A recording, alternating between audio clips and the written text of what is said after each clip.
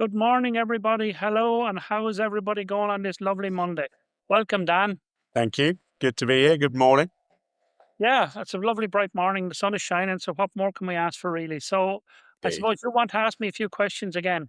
I do. Yeah. So I guess to further a bit the subject of connected advice, but rather than talk to, I guess, the benefits, the advantages, and talk a bit about what we've been doing, let's delve into, to begin with, a bit about why it perhaps doesn't always work.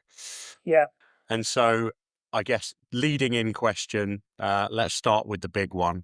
Why do you think, Paul, that it is often professional advice, advice within our space, doesn't always work? Oh, that's a real leading question, really, and you could get yourself in a lot of trouble, or you could, with a question to answer like this. But I suppose after doing this for nearly 40 years, there is a pattern that you can easily see. And the pattern is that you get business owners and they build a really, really good business. They build a great reputation. They build a really good team around them. And a lot of the cases, they build a really competent team of advisors around them. Like you can have a very good accountant, you can have a good tax advisor, you can have a really good financial planner. And all these people are extremely competent in their own areas. And as a business owner, a lot of them are really happy with all of those professionals around them and that team they've built around them. But the biggest problem that I see is the issue that nobody really talks to one another in the way they should talk to one another. And what I mean by that is that you can have a situation where we're giving some really good tax advice on a particular tax issue that a client has, and we're sitting down and we're going through these details with the client, and the tax advice is really good sound advice based on the information we have. But then on the other side of that, you have the legal team that they have engaged, and they're preparing a will or they're preparing some legal documentation for these people, and they're not aware of the advice that we've given, or we're not aware of the advice that they've given. And therefore, this can cause a lot of issues. And the client is the person that feels that they have to be the one that's connecting this advice. And that's the reason I think a lot of advice fails from really good people, but they're just not talking and they're not connected. When I asked that question, Paul, I thought that question could have led to you going on for some time. And the idea that you could write a book on the answer to that sprung to mind, which is very relevant.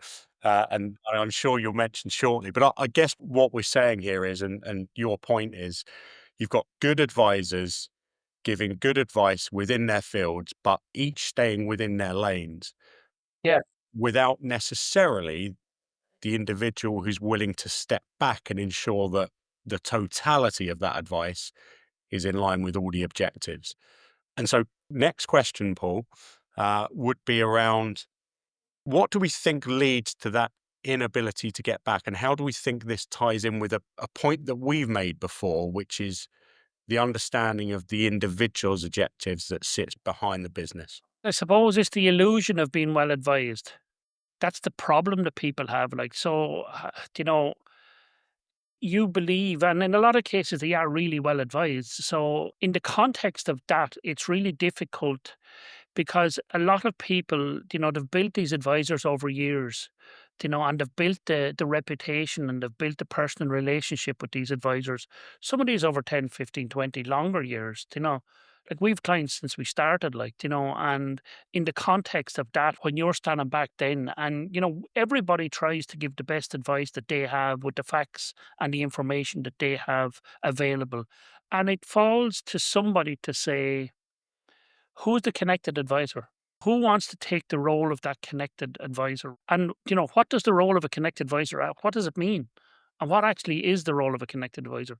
They're the one person that says, right, I'm going to take the responsibility. I put my hand up here. Yeah. Right. When you put your hand up, you're putting yourself forward. But then on the other side, you have a client putting two hands up. And what's that a sign of? That's a sign of help. It's a universal sign. If you have two hands up, it's a sign, I need help. So the question is, when the two people put their hands up, somebody needs to say yes and help them. And I am no expert in legal matters. Do you know what I mean? I have a really good tax department here. I have a good knowledge of tax, but I'm not an expert in tax. Do you know what I mean? Financial advisory. So you have to allow the experts that they're, and that's not saying that all our experts, everybody should come and use all our experts. You can use your own experts in the context of this, but somebody needs to say, well, I'm going to be the connector for this thing. And I'm going to be the person that says, this is my job, this is my role. But to do that role, you have to have a particular set of skills. And that's the thing. You know, it's not a project management role. You need to have a particular set of skills to do that. And that as so thinking then from our position as accountants, do we believe that it's reasonable that as accountants and other, other people practicing within our space, they are the ones that can step back, put their hand up and say, we're going to take control of this. We're going to see the whole piece and we're going to guide our clients through the wider lens of understanding all of their requirements. Well, I suppose if you're asking yourself, are accountants suited to doing the connected advisor role? It depends on the accountant and it depends on the practice and it depends on, you said as an accountant, but originally I'm a businessman as well. Do you know what I mean? But as a business owner and a businessman as well, like the idea of connecting everything together for me, to me, it's a natural fit for an accountancy practice, especially in terms of the change in the world to do with accounting and where the future of accountancy practices are going to, are going to sit in terms of working with a business owner. So yes, I do believe because we have a good breadth of knowledge of all the areas. And it's having that understanding that's what's needed. We're trained in taxation, we're trained in the tax elements around investments and pensions and all of that side of it. We're not given investment advice, but we're trained in those areas. So we understand, we can have a conversation with somebody, a competent conversation about that.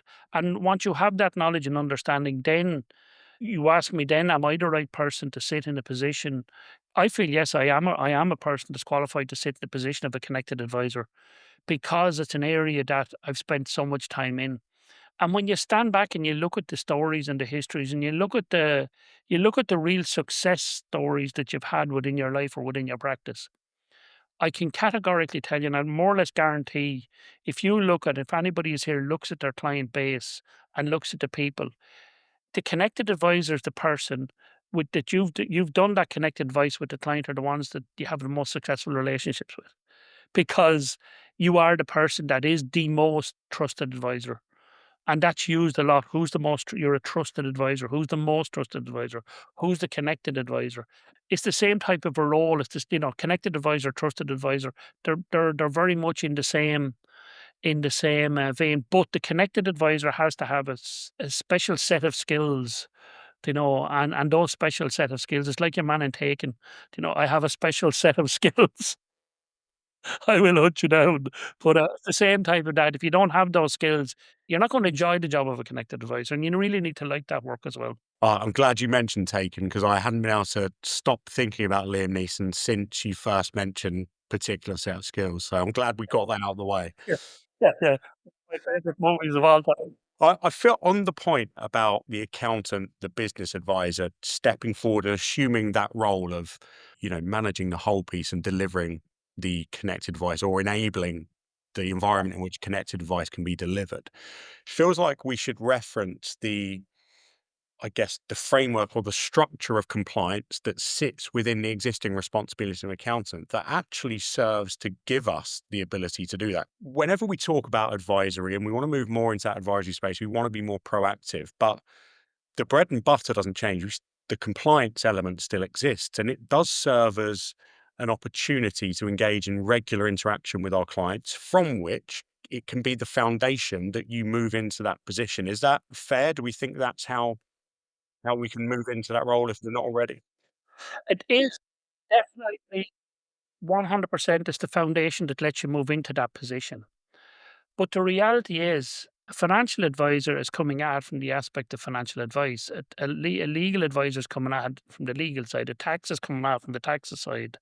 Do you know what I mean? So all of these people are coming at it from their own individual angle. And you're a business owner, you see, and if you're a business owner, you're sitting there confused because lot of the cases, the business owner is the person who sits and connects all of these because he's on. I want to ask me make a will. I have to go talk to my solicitor. But it's then we ask people to hold them. Have you made a will? Is your will tax efficient? Is your will sufficient? Have you made a will for your business? And people go, what's that? But it's the same thing. It's just if something happens to you, what happens to your business? Who steps into that role? It's the ability to sit in for those questions and understand where to fit into the overall scheme of things. And that's well advised. But then the main thing of all of this side of it is, have you asked the client a question from a family first perspective, which is what we talk about a lot? What are you trying to get? What are you trying to achieve? And that's the ultimate question that needs to be answered. And connected advice should deliver that. If connected advice only delivers financial savings, tax savings, wealth creation, it's no good. I don't mean it's no good. It's effective for what it does, but it doesn't deliver on the real need that a human being has. And the needs of a human being, like there's six basic needs that they have, but in terms of the needs of the human being, like what are you trying to achieve? You know, health, wealth, and relationships are the three biggest areas, and wealth doesn't necessarily mean financial wealth. So the family first model, the health, wealth, and relationships model, all of that comes back around to the same conversation about who's connecting my dots. That's the real thing. Yeah, and I know that you previously mentioned this and it's been talked about a fair bit, but as accountants, the time of COVID presented an evolving or a changing relationship with our clients, whereby we were much more actively engaged with the clients, trying to resolve their problems. And that receded a bit, I think, post COVID. It was like, oh, we're out of COVID now. We don't necessarily need to engage with our clients in that fashion. But what I will say to promote, the real benefit of this is what we're now seeing is actively taking the approach that we're talking about. We're not just talking about this, we live this approach that we're promoting. We get calls from our clients on questions about everything. So it's fair to say that we are assuming this position that we talk to, and the benefits are obvious to our clients because they'll pick up the phone and they'll talk to us about a hugely broad range of subjects that sit back to us asking these questions about the individual, getting to know the person, their family, their objectives across a wide spectrum of matters. And that's got to be a good thing. Getting to know the family across a wide spectrum of matters that's connected advice. That's the actual thing. And from talking to me, Dan, that this idea of the pre-COVID and post-COVID advice is and the COVID during the COVID time is a bugbear for me specifically because imagine you went into your favorite restaurant, and I know you're a man that likes food, and there's probably going to be chicken involved in it as well, but that's a whole other True. conversation. Imagine you go into your favorite restaurant and the chef comes out and talks to you and he sits down with you and he asks you what you thought of the meal and you have this incredible 11-star wonderful experience. And during COVID times, accountants tried to provide that 11-star service. But then you get back to your life and everything happens. You go back to normality and you go back in and you walk in, the chef doesn't walks by you and he hardly acknowledges you. And you're going, what have I done here? Like, have I upset him? Have I done something wrong? Like, have I, you know? And it's the expectation level now, and it's the rise of AI, automation, culture, values. We're back, we constantly repeating the same conversation. And what we're trying to do is bring this theory of and concept of connected advice, because I think into the future, like when we see what's coming down the line and we see the bit, like we've a very good insight into how this digital world is happening, and we've an idea of what is going to happen in the future. But the one thing that's going to protect everybody is these conversations. And the one thing that people are going to want is a conversation with another human being about what they're trying to achieve. And all we're trying to do is get what they're trying to achieve and wrap it around, put a wrapper around it, like the connected advice wrapper. That's it. It's just a big wrapper around this information and then just help and have the conversations on a constant basis with the client. And let there be no mistake about this. Connected advice is being of service to your client. No matter what way of life you do it, you just be there and be of service and be helping and be thoughtful and understand that. We don't get it right every time. Absolutely. Like this is not a perfect utopian world. Like we don't get it right every time, but we strive to fall upwards. There's a great book I read called Falling Upwards, and we strive to fall upwards with this and try and get a better understanding of how we can improve that service offering. And the connected advice helps to be well advised and helps the clients to be well advised. So I do believe it's something of the future. I guess then, Paul, as Last question from my perspective, but if you're a client now and you're in this position whereby you don't know what you don't know, you might not even know that there's a possibility of receiving this type of, the concept of connected advice.